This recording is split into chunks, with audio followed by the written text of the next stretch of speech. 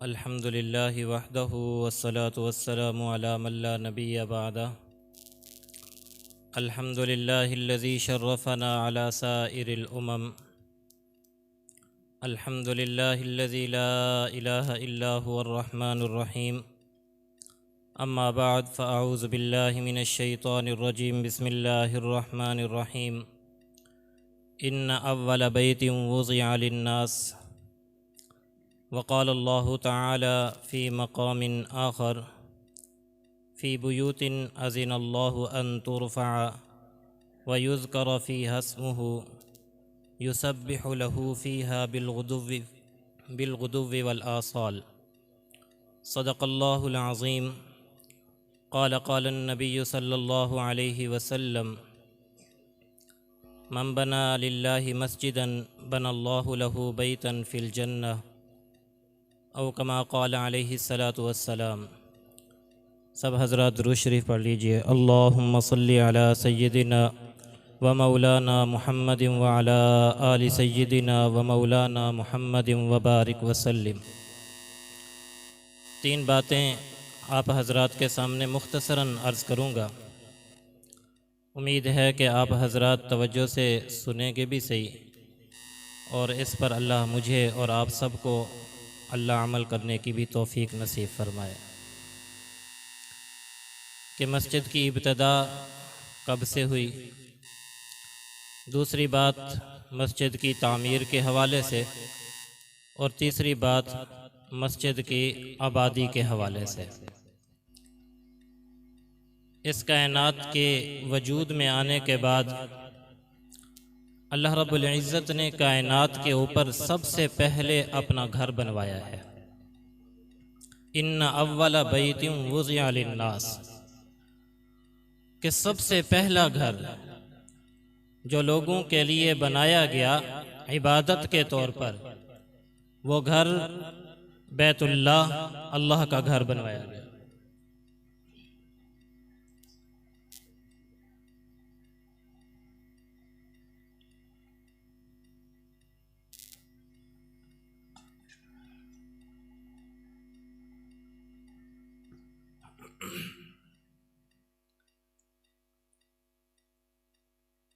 बाज़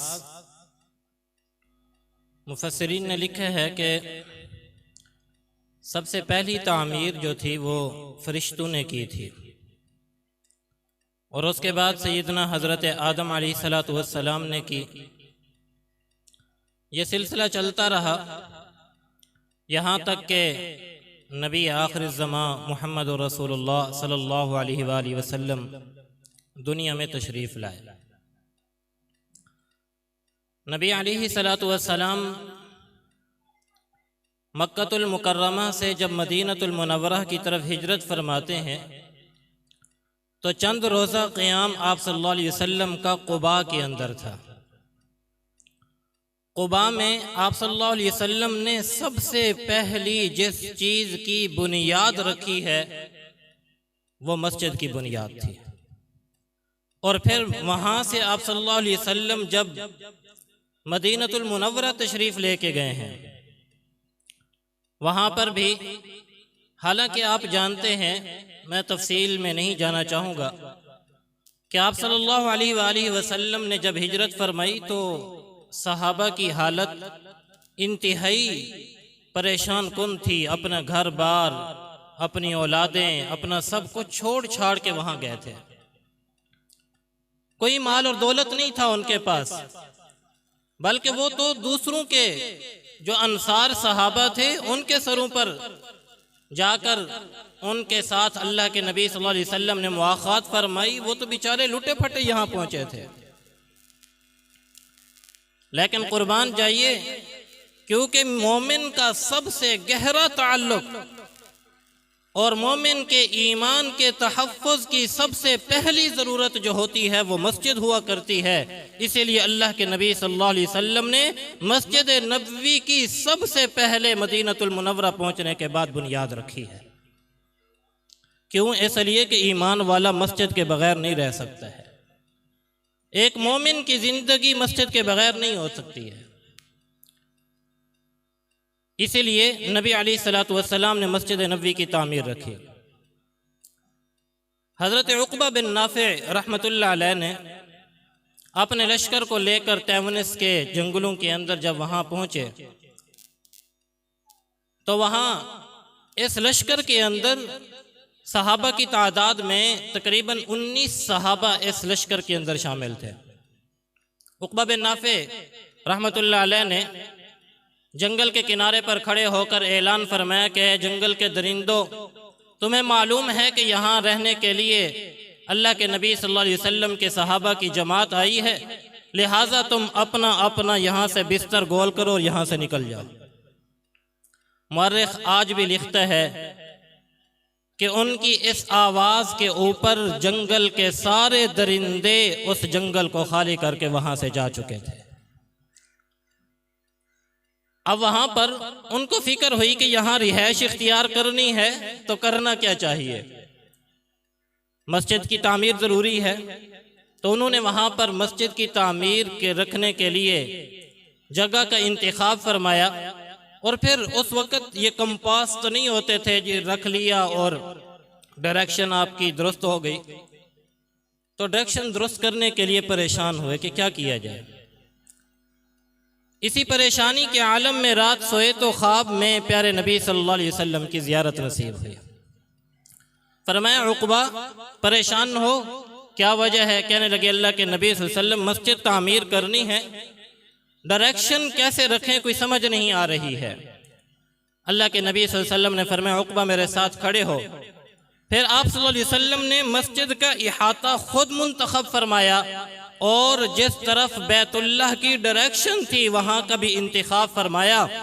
उक़बा बिन नाफ़े फरमाते हैं मैं सुबह बेदार हुआ तो जहाँ जहाँ अल्लाह के नबी सल्लल्लाहु अलैहि वसल्लम ने निशानात लगाए थे वो जगह तक खुदी हुई मौजूद थी।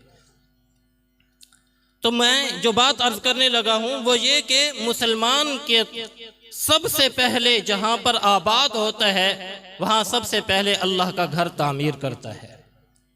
आज से अगर गुज़श्ता पीछे चले जाएं, कुछ अरसा पीछे मुसलमानों का ये तर्ज अमल हुआ करता था कि जहाँ पर आबादियाँ आबाद होने लगती थीं वहाँ की कॉलोनी वाले, वहाँ के इलाके वाले सबसे पहले मस्जिद को तामीर किया करते थे। और मस्जिद की तामीर इंतहाई फजीलत और इंतहाई मुबारक अमल है। नबी अलैहिस्सलातु वस्सलाम ने इरशाद फरमाया कि मन बना लिल्लाहि मस्जिदन बनल्लाहु लहु बैतन फिल जन्नह, कि जिस शख्स ने अल्लाह के घर को तामीर किया अल्लाह उसके लिए जन्नत में उसके लिए घर को तामीर फरमा देते हैं। सबकतगीन बादशाह गुजरा है, इंतहाई नेक दिल बादशाह था। उसके दिल में एक मरतबा ख्याल आया कि मैं एक मस्जिद तामीर करूं और सिर्फ अपने खर्चे पर तामीर करूं, कोई इसके अंदर शरीक ना हो। उन्होंने मस्जिद तामीर की। जब मस्जिद तामीर हो गई तो बड़े खुश हुए और इस एहतिमाम में, जैसे यहाँ एक महफिल बुलाई गई है, उस एहतिमाम में उन्होंने भी एक इसी तरह एक प्रोग्राम रखा। लेकिन रात ख्वाब एक देखते हैं और ख्वाब में ये देखते हैं कि एक बहुत ही खूबसूरत महल बना हुआ है और उस खूबसूरत महल के दरवाजे पर अल्लाह के नबी सल्लल्लाहु अलैहि वसल्लम मौजूद हैं। और उस महल के दरवाजे पर लिखा हुआ है कि ये सबकतगीन बादशाह ने जो अल्लाह का घर दुनिया पे तामीर किया है, हमने उसके लिए जन्नत में ये महल तामीर कर दिया है। ये जब मस्जिद के दरवाजे के करीब हुए तो सामने नजर पड़ी तो देखा कि उसी तरह का भी आईन ही एक महल और भी तामीर है। ये बड़े हैरान हुए। अल्लाह के नबी सल्लल्लाहु अलैहि वसल्लम से पूछा, अल्लाह के नबी सल्लल्लाहु अलैहि वसल्लम ये किसका घर है? बिल्कुल इसी तरह का है। फरमाया कि हाँ, ये भी उसी मस्जिद की तामीर में हिस्सा डालने वाली एक बूढ़ी औरत के लिए घर तामीर हुआ है। ये बड़े हैरान हुए कि मैंने तो मस्जिद की तामीर में ये शर्त लगाई थी कि कोई इसके अंदर शरीक ना हो, ये फिर बुढ़िया कहाँ से आ गई?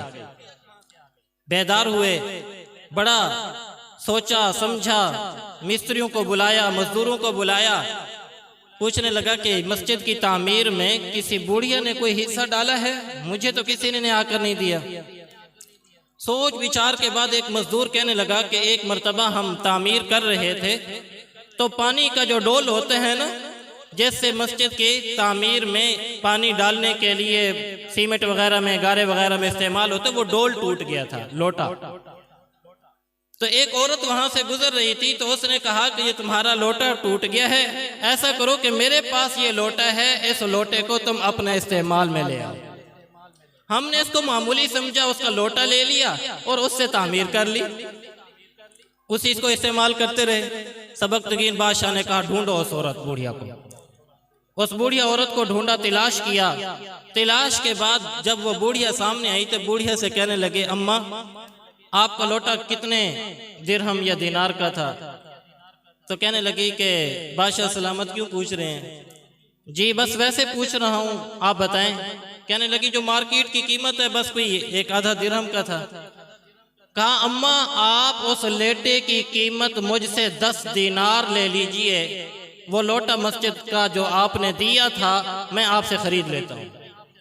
कहने लगी कि नहीं बेटा मैं वो बेचना नहीं चाहती। कहा अम्मा 20 ले लीजिए। कहा नहीं बेटा मैं नहीं बेचना चाहती। कहा 50 ले लीजिए, नहीं बेचना चाहती। कहा 1000 दिनार देने को तैयार हूँ, वो लोटा बेच दीजिए। तो जब उसने ये बात की ना तो अम्मा की आंखों में भी आंसू आ गए। अम्मा कहने लगी बेटा जो ख्वाब तू देख चुका है ना, जिस ख्वाब के बारे में तू कह रहा है जिससे लोटा दिया है, ये ख्वाब मैं रोजाना देख रही हूँ। मैं इंशाअल्लाह बात को मुख्तसर करूँगा। तीसरी बात की तरफ आते हैं, और जो हमारी सबसे अहम और बुनियादी बात है वो है मस्जिद की तामीर तो हो गई अल्हम्दुलिल्लाह। तामीर हो जाने के साथ साथ मस्जिद का सबसे बुनियादी जो मकसद है वो है मस्जिद की आबादी। अल्लाह ताला ने कुरान मजीद में जो आयत के आप हजरात के सामने पढ़ी है, फी बुयूतिन अज़िनल्लाह अन तुरफ़ा, ये अल्लाह के घर इसलिए बनाए जाते हैं कि इनको अल्लाह ने बुलंदी दी है। हमारे हजरत जी दामद बरकातुहुल आलिया फरमाते हैं कि अल्लाह का घर बनाएं तो आलीशान बनाएं, लोगों के घरों से बुलंद बनाएं। दुनिया में इंसान अपने लिए खूबसूरत घर बनाता है तो आपको चाहिए कि आप अल्लाह के घर को दुनिया के घरों से भी ज्यादा हसीन और जमील बनाएं, जिससे अल्लाह की अज़मत नजर आती हो। बहरहाल दूसरी चीज फरमाई वयुज़कर फ़ीहा इस्मुहु युसब्बिहु लहू फ़ीहा बिलग़ुदुव्वि वल आसाल। ये अल्लाह के घर इसलिए बनाए गए कि इसके अंदर सुबह शाम अल्लाह का नाम लिया जाता है। अल्लाह के जिक्र से, कुरान की तिलावत से, सजदों से, रुकू से, तिलावत से हर वक्त जो घर आबाद रहे वही घर दर हकीकत आबाद हुआ करता है। दुनिया के घर आबाद किससे होते हैं? लोगों की आबाद होने से आबाद होते हैं ना। एक आदमी आलीशान महल तो बना दे लेकिन अंदर रहने वाला कोई ना हो तो उस घर को कहा जाता कि ये वीरान पड़ा हुआ है। हदीस मुबारक में है नबी अलैहिस्सलातु वस्सलाम ने इरशाद फरमाया कि इन्न लिल मस्जिद औतादा, कुछ लोग ऐसे होते हैं जो मस्जिद के खूंटे होते हैं। खूंटे जानते हैं ना जी, जो हर वक्त मस्जिद के साथ जुड़े हुए रह रहे हैं। और इरशाद फरमाया सुभान अल्लाह, ये कैसे पाकीज़ा लोग होते हैं कि अल मलाइकतु जुलसाउहुम। अल्फाज पर गौर कीजिए कि ये ऐसे बाबरकत लोग होते हैं कि इनकी मजलिसों में फरिश्ते आते हैं। ये नहीं फरमाया कि ये फरिश्तों की जमात में जाते हैं, बल्कि क्या फरमाया कि ये ऐसे बाबरकत लोग होते हैं कि फरिश्ते इनकी मजलिसों के अंदर आते हैं। फरमाया इन गाबू इफ्तक़दूहुम, अगर ये कहीं गैब हो जाते हैं तो फरिश्ते इनको तलाश करते हैं। इन मरदू आदूहुम, बीमार होते हैं तो इनकी इयादत करने के लिए फरिश्ते जाते हैं। मैं और आप बीमार हों, लोग इयादत करने के लिए आए, लेकिन जो लोग मस्जिदों को आबाद करने वाले होते हैं वो बीमार हों तो उनके इयादत करने के लिए अल्लाह के फरिश्ते जाते हैं। और फरमाया इनकानु फी हाजतिन आनुहुम, और जब इनको कोई हाजत पेश आती है, इनको कोई ज़रूरत पेश आती है, तो इनके मुआविन और इनके मददगार फरिश्ते हुआ करते हैं। सुभान अल्लाह, ये अल्लाह के नबी सल्लल्लाहु अलैहि वसल्लम का मुबारक फरमान है। इसीलिए नबी अलैहिस्सलातु वस्सलाम ने फरमाया कि जिस शख्स को तुम मस्जिद में आता जाता देखो, उसके ईमानदार होने की गवाही दो, ईमान वाला होने की। हज़रत साद बिन मुआज़ रज़ी अल्लाह ताला अन्हु फरमाते हैं कि जो शख्स मस्जिद से 3 दिन तक गायब रहता था, हमारे यहाँ चेमगोइयाँ होना शुरू हो जाती थी कि माज़ अल्लाह कहीं वो मुनाफिक तो नहीं हो गया। 3 दिन तक जो शख्स मस्जिद से गैर हाजिर रहा करता था, अल्लाह अकबर कबीरा। इसलिए अगर हम ये चाहते हैं कि हमारा ताल्लुक अल्लाह रब्बुल इज़्ज़त के साथ मजबूत हो, तो उसके लिए आपको मस्जिद से अपना ताल्लुक मजबूत बनाना पड़ेगा। आप अगर चाहते हैं कि आपका ईमान मजबूत रहे, बाकी रहे, तो आपको अपना ताल्लुक मस्जिद से बाकी रखना पड़ेगा। आप जरा मेरी तरफ ध्यान दें, इंशाअल्लाह मैं बात ज्यादा लंबी नहीं करना चाहूँगा। शिहाबनामा ये एक अंग्रेज दौर के एक कलेक्टर थे, उन्होंने लिखा है, मुसलमान थे, और आज भी उनके शिहाबनामा के नाम से बड़ी मोटी किताब है। साजिद ने बचपन में पढ़ी थी और आज तक मुझे वो पढ़ी हुई उनकी बात याद है। उन्होंने एक अजीब वाकया लिखा है। वो कहते हैं कि मैं एक इलाके के अंदर गया, मेरी ड्यूटी ये थी कि वहाँ देख कर आऊँ कि कौन कितने लोग यहाँ मुसलमान रहते हैं और कितने गैर मुस्लिम की आबादी है। कहते मैं जब वहाँ उस इलाके के अंदर पहुँचा तो मैंने वहाँ पर जाकर देखा कि सबसे पहले एक दरवाजे के पास पहुँचा जो कोठा नुमा बना हुआ था, उसके ऊपर ताला लगा हुआ था। खैर मैंने वहाँ जो करनी थी वहाँ की, लेकिन अजीब बात यह थी कि वहाँ जितने भी मुसलमान रहते थे उनके आधे नाम मुसलमानों वाले और आधे नाम काफरों वाले। उन्हें कोई पता ही नहीं था, न कलमे का पता, न नमाज का पता, न रोजे का पता, कोई पता नहीं था। मैंने उनसे पूछा कि ये क्या माजरा है, क्या वजह है।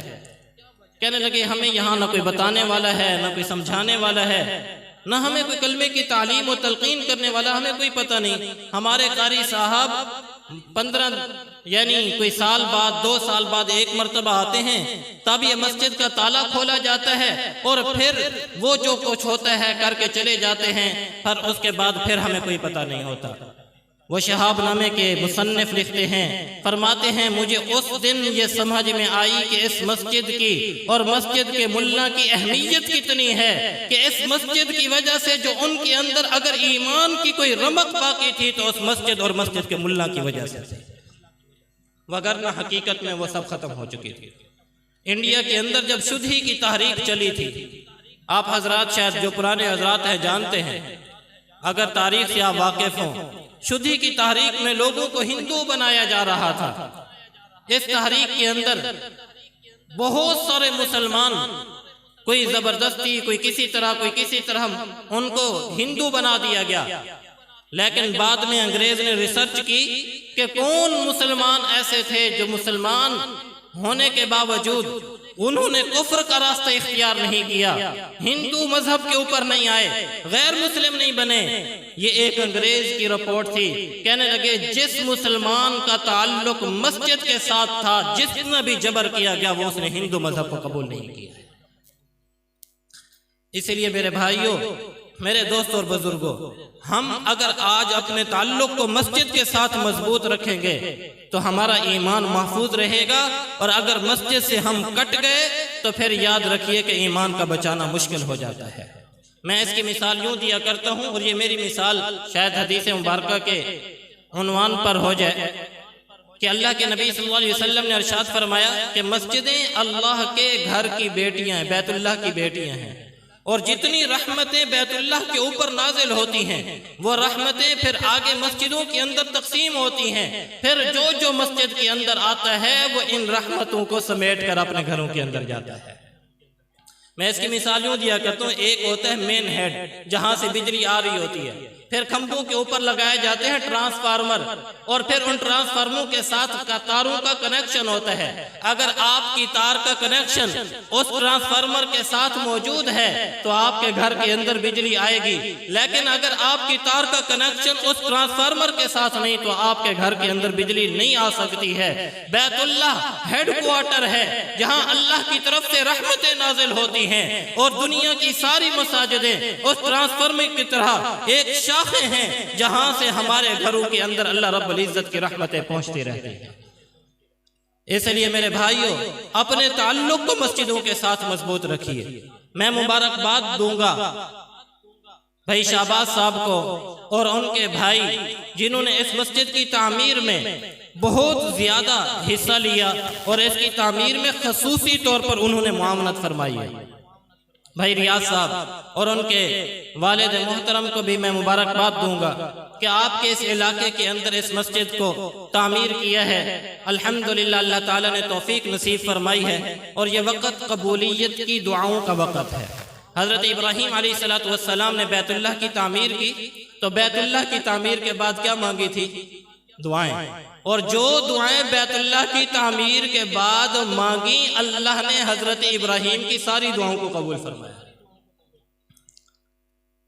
वइज़ यरफ़उ इब्राहीमुल क़वाइद मिनल बैति व इस्माईल रब्बना तक़ब्बल मिन्ना इन्नका अंतस समीउल अलीम रब्बना वजअलना मुस्लिमैन लक व मिन ज़ुर्रियतिना उम्मतन मुस्लिमतन लक। अल्लाहु अकबर। क्या दुआ मांगी है, कबूलियत की दुआ मांगी, अपने लिए मांगी, अपनी औलाद के लिए मांगी, और सबसे बड़ी दुआ महबूबे दो जहां मुहम्मदुर रसूलुल्लाह सल्लल्लाहु अलैहि वसल्लम के लिए मांगी कि अल्लाह वो मुझे नबी अता फरमा दीजिए। बैतुल्लाह की तामीर पर अल्लाह ने ये दुर्रे यतीम मुहम्मदुर रसूलुल्लाह सल्लल्लाहु अलैहि वसल्लम हजरत इब्राहीम अलैहिस्सलातु वस्सलाम की नस्ल में पैदा फरमा दी।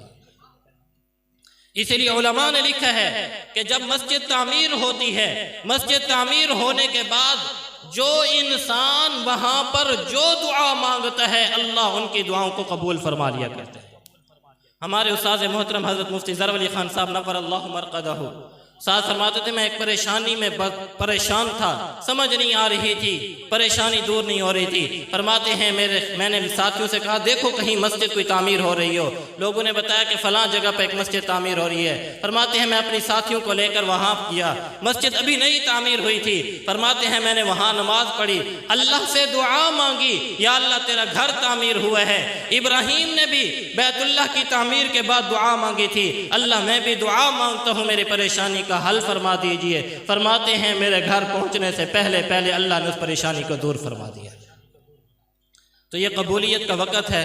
उन्वान तो बहुत बड़ा था, लेकिन क्योंकि वक़्त की किल्लत है, अल्लाह ताला मुझे भी और आपको भी अमल करने की तौफीक नसीब फरमाए। वाखिर दावाना अल्हम्दुलिल्लाहि रब्बिल आलमीन। वज़ू फरमा लीजिए, नमाज होगी, नमाज के बाद इंशाअल्लाह ताला इज्तिमाई तौर पर दुआ करेंगे। अल्लाह ताला हम सब का हामी और नासिर।